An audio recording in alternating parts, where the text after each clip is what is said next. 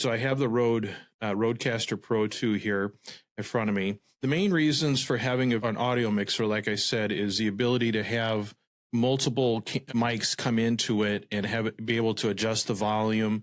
I'm a little more quiet than my co-host, for example. You can adjust the volume and level them out, sound effects, things like that. Let me see here. And so I basically narrowed it down to the RODECaster Pro 2, which is the best, like kind of the best in the lineup. That's the Cadillac. Or the Duo, which came out, which is basically the same thing, but I believe it has 2 XLR mic ports in the back, whereas the RODECaster Pro has 4.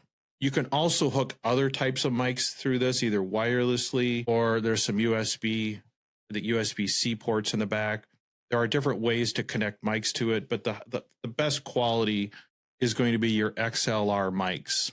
Like what I'm using right now, this is an XLR mic and cable. And I was going back and forth between getting the Duo and the RODECaster Pro, and the Duo was more than adequate for my needs and probably will be for a long time. The price differential between the two wasn't that great. It was like an extra couple $100 for the Pro. And what I was afraid of is buying the Duo and then finding out in a couple years, I wish I had the Pro, and then I got to sell that and buy the Pro. And I'm like, I want to be available to scale if I have needs above what I currently have. So I decided, okay, I'm going to go ahead and buy the Cadillac.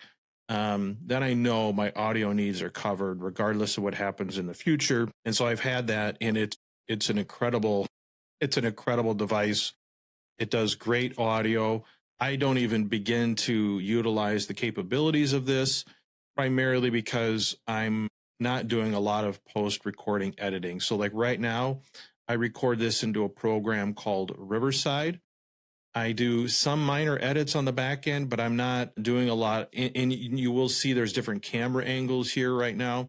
For these kinds of videos, I actually have a company that helps me, and they mesh all the camera angles together. I don't like editing.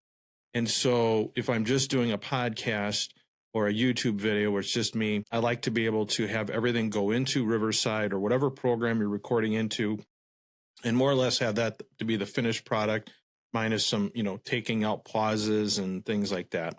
I did that for a while, and it was great. And this is how I continue to record to this day.